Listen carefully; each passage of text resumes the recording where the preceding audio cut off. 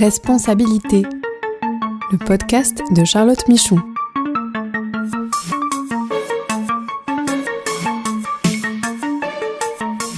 Droits humains pour comprendre les nouvelles obligations des entreprises.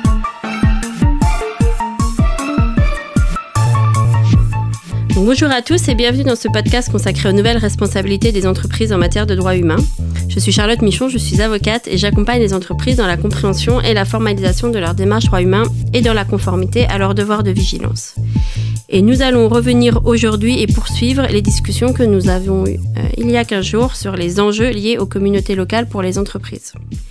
Alors, le précédent podcast portait sur... J'étais avec Céline Pires, avec qui je suis toujours, et le précédent podcast portait sur les questions de qu'est-ce qu'on peut appeler une communauté locale, quelles sont les spécificités, quelles sont les communautés les plus vulnérables et les impacts que les entreprises peuvent avoir sur ces communautés.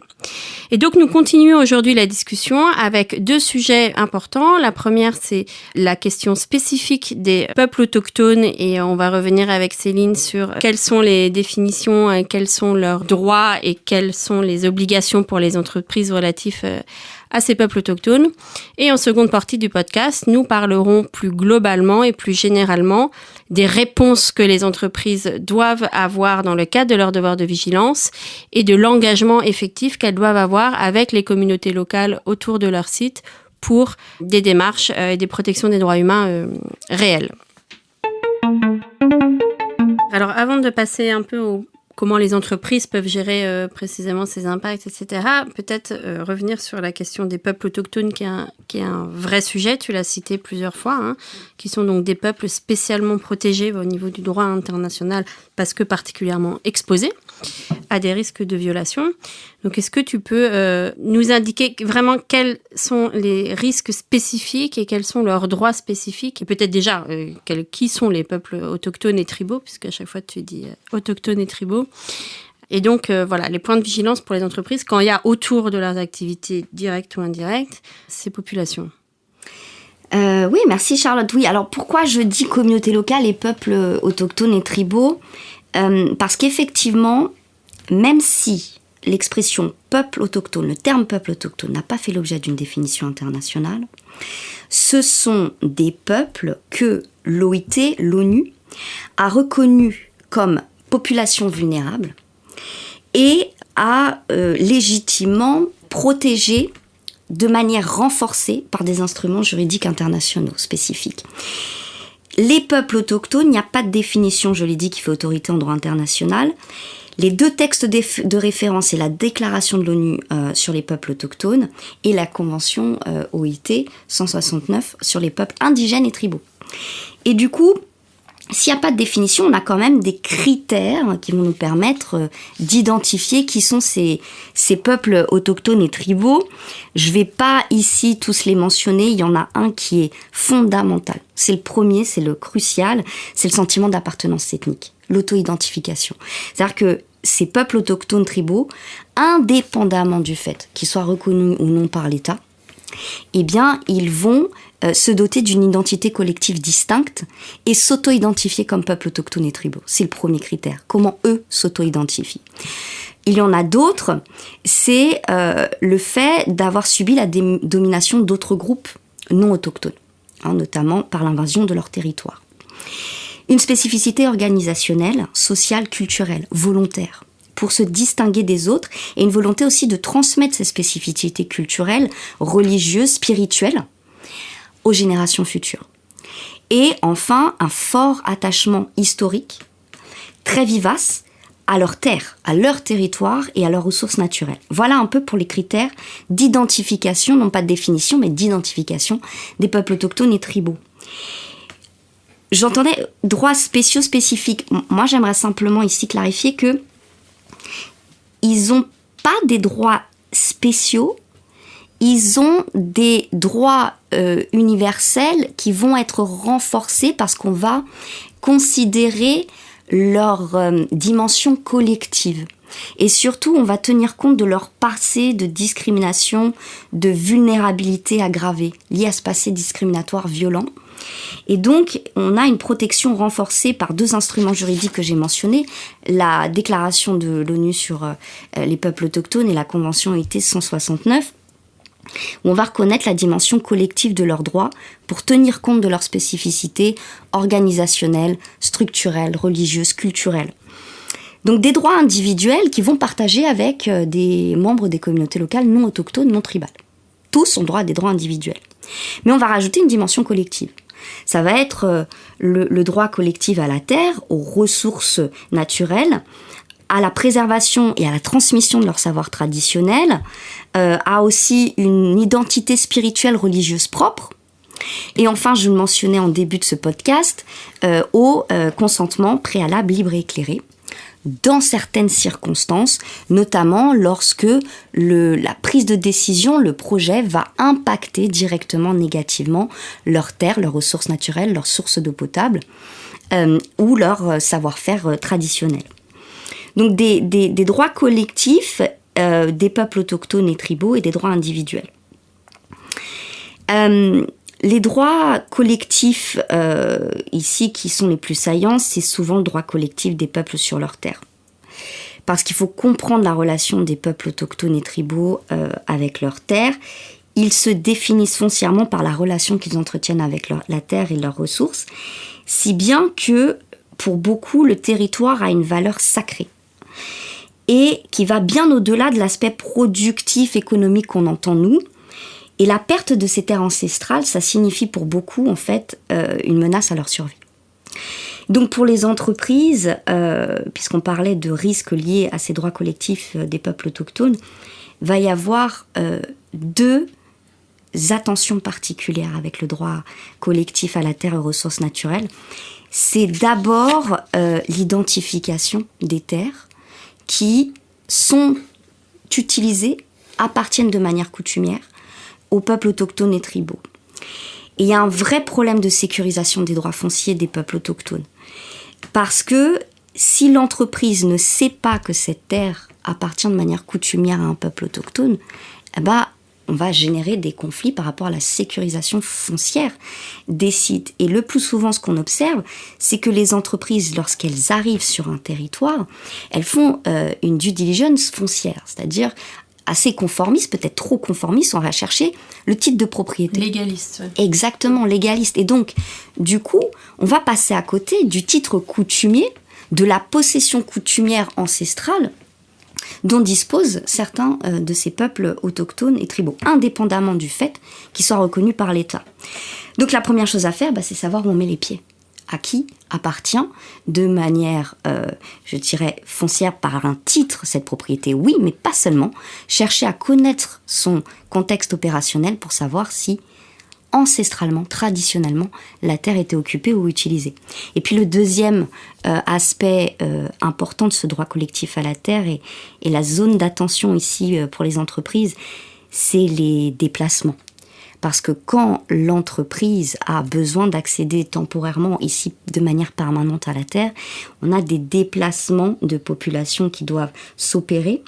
Et un tel déplacement pour les peuples autochtones et tribaux, il ne peut être que exceptionnel, lorsqu'il est inévitable. Et il doit être accompagné d'une juste compensation négociée, appropriée. Et effectivement, dans le cas où ce déplacement, il est permanent, il va falloir, c'est la Convention OIT qui le dit, qu'au-delà de la compensation juste et équitable, on pense aussi à une compensation avec des terres d'une qualité égale, de même statut légal. Donc on voit tout de suite à quel point ça peut poser problème, surtout dans des régimes fonciers précaires dans certains États, où c'est l'entreprise qui est en première ligne de front sur ces problématiques. Voilà pour le droit collectif à la terre des peuples autochtones. Et puis je mentionnais avant le consentement préalable libre et éclairé, qui est un sujet aussi qui génère beaucoup de conflits parce qu'il est mal compris. Donc je disais que c'était un droit collectif à la décision collective. On dit préalable parce que c'est la décision des peuples autochtones et tribaux avant toute autorisation de début d'activité. Et aussi quand le projet est modifié en cours de développement. Et c'est aussi le respect des processus de consultation, le respect de la manière dont les peuples autochtones et tribaux veulent se concerter qui n'est pas forcément le même temps que nous on a. Libre parce qu'il doit être exprimé sans contrainte, sans intimidation, sans manipulation. Informé, et là c'est le point qui cristallise les tensions, ça veut dire quoi informer ? Est-ce que c'est juste une réunion où on expose finalement le projet ? Et dans ces grandes lignes, c'est véritablement la transmission des impacts du projet, avec ses avantages, mais aussi potentiellement ses impacts négatifs. Et donc on va transmettre, voire même l'évaluation préliminaire de faisabilité, l'audit environnemental et social. C'est ça, une information éclairée dans une langue, dans un format qui est compréhensible pour ces peuples autochtones et tribaux. Et bien que ce soit l'État à la base qui soit destinataire de cette obligation, eh bien, il faut que les entreprises mettent en place ces processus de consentement préalable, libre et éclairé, parce que, au-delà des standards que tu as mentionnés, tels que les normes IFC ou les principes Équateur ou les ICMM et PIECA dans le secteur extractif, on a une soft law qui devient hard law. Tu as mentionné la directive CSDDD. Aujourd'hui, le consentement préalable libre et éclairé, c'est un droit reconnu qui doit être implémenté, respecté par les entreprises avec une mention spécifique, aussi bien dans la directive CSRD que dans la directive CSDD. Merci beaucoup. Et donc, pour finir, après ce beau panorama, et merci beaucoup pour tous tes éléments d'expertise, quels sont pour toi, et lorsque tu accompagnes les entreprises, les fondamentaux pour un engagement, et je vais plus loin que le dialogue, pour un engagement effectif avec les communautés locales ? J'aime beaucoup le terme engagement effectif, parce que il faut sortir effectivement de la logique, d'assistanat, et d'information ponctuelle. Et donc, qu'est-ce qu'on attend des entreprises ? On a cité l'obligation aujourd'hui de respecter les droits des communautés locales, des peuples autochtones, avec des instruments juridiques qui évoluent vers le droit dur. J'ai envie de présenter ce qu'on attend des entreprises par un triptyque. Savoir-faire, savoir-être, faire savoir. On va commencer par le faire savoir. Il faut que l'entreprise, par un engagement politique clair, une politique droit humain ou une politique spécifique communauté locale, peuple autochtone, tribaux, eh bien, il va falloir qu'elle montre son engagement explicite à respecter d'abord les droits des communautés locales et spécifiquement des peuples autochtones et tribaux tout au long de sa chaîne de valeur, y compris le consentement préalable, libre et éclairé. Pourquoi c'est important ?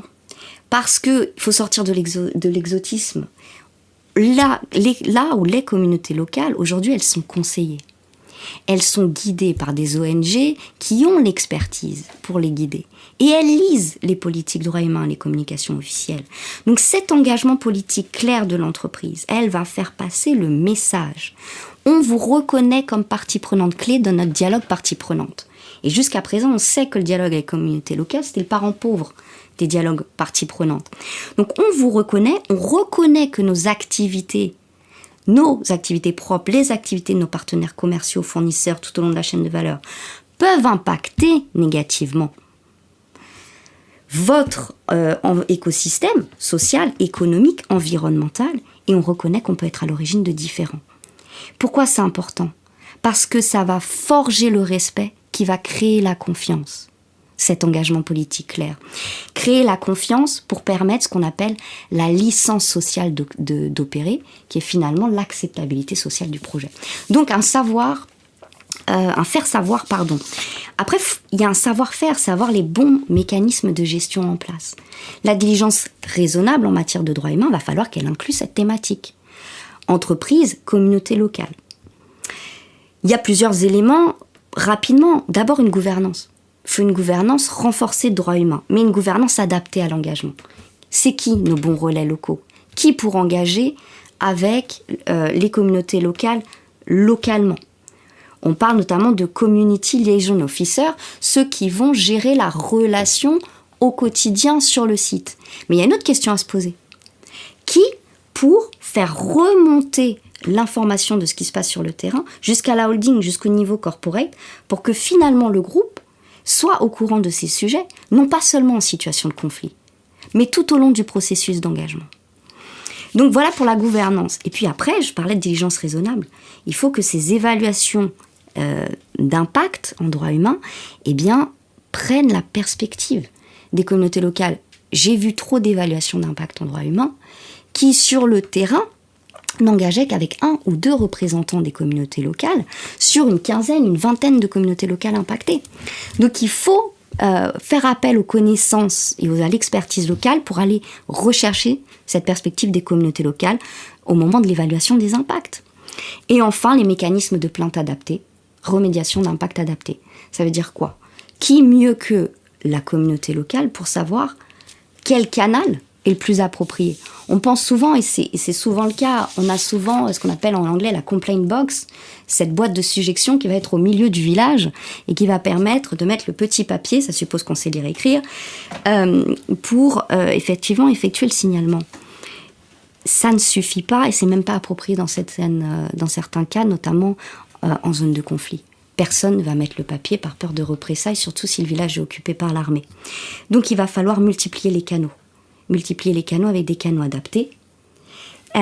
Et surtout, pour les entreprises, faire sauter les barrières physiques de l'accès à ces mécanismes de réclamation. Donc ça veut dire mettre en place des systèmes d'information adaptés sur les mécanismes de réclamation en place, savoir informer dans la bonne langue, dans le bon format qui va être compréhensible. Et enfin, sur la peur des représailles, pour ceux qui recueillent le signalement dans ces communautés, ce qui marche très bien, c'est le bureau de représentation au sein de la communauté. Donc je ne dis pas qu'il ne faut pas cette boîte de suggestions ou de plaintes au milieu du village. Je dis qu'il faut cette boîte, plus d'autres canaux plus adaptés d'ailleurs que décidera la communauté elle-même. Et surtout une politique de lutte contre les représailles, parce que ce n'est pas seulement les représailles victimes-agresseurs. Ça va être aussi les représailles au sein même de la communauté, par exemple, d'une femme qui va avoir peur de faire mention des violences sexuelles subies, par peur de représailles de la propre communauté. Donc il faut que ceux qui recueillent le signalement, la plainte, puissent être formés à ce type de recueil de plainte. Et enfin, la remédiation de l'impact, choisir la solution appropriée en lien directement avec les communautés locales concernées. Et dans la remédiation de l'impact, il va falloir aussi rendre compte à la communauté des actions mises en œuvre pour remédier l'impact. Bon, une fois qu'on a dit ça, faire savoir le savoir-faire avec les bons mécanismes de gestion en place, il y a le savoir-être. Le savoir-être dans l'engagement, dans la gestion de conflits. Je disais que le dialogue entreprise-communauté locale, c'était le parent pauvre du dialogue partie prenante. Et en fait, il faut, et Michel Force le disait dans ton épisode 8, il faut prendre le temps d'écouter. Et si je dois résumer le savoir-être, c'est prendre le temps d'écouter. C'est l'action fondamentale qui a l'air si simple, mais c'est l'écoute attentive, l'écoute inclusive, l'écoute respectueuse du temps et des coutumes qui sont les leurs. Ça veut dire quoi ? C'est le respect du temps et des coutumes, c'est que le processus d'engagement, il va falloir qu'on comprenne qu'il faut qu'il s'adapte à la conception temporelle des communautés locales, des peuples autochtones et tribaux. J'ai réalisé, moi, plusieurs médiations de conflits où il a fallu s'asseoir et la coutume voulait que les femmes ne parlent pas avant que tous les hommes présents aient terminé. Ça veut dire qu'on avait 48 heures, normalement, à la demande de l'entreprise pour engager. Évidemment, c'était intenable. Sur une trentaine de participants, on avait 25 hommes, 5 femmes. Il a fallu que les 5 femmes attendent 48 heures pour que tous les hommes parlent.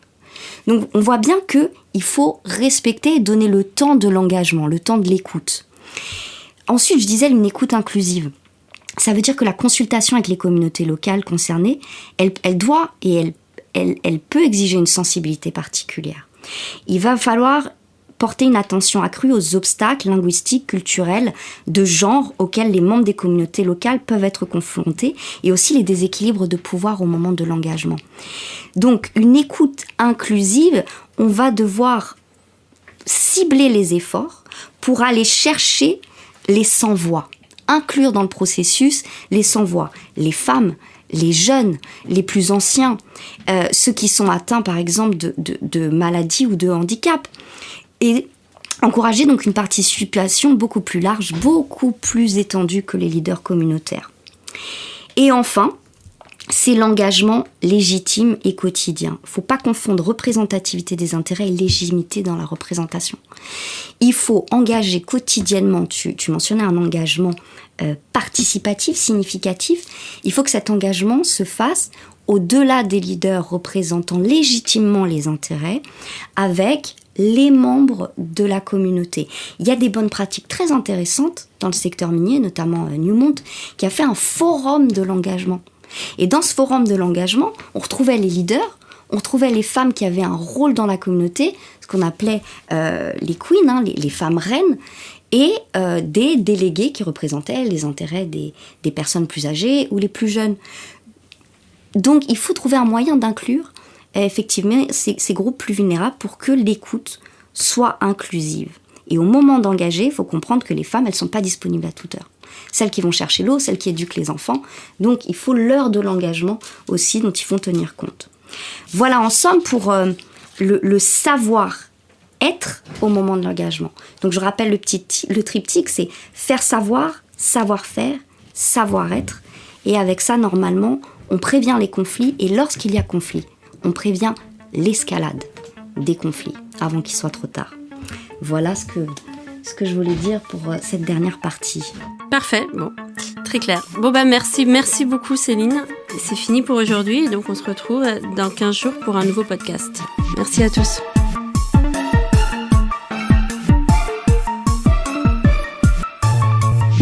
Ce podcast est proposé et présenté par Charlotte Michon. Vous pouvez la contacter sur LinkedIn pour plus d'informations. Produit par Amicus Radio. Réalisé par Marin Hirsinger.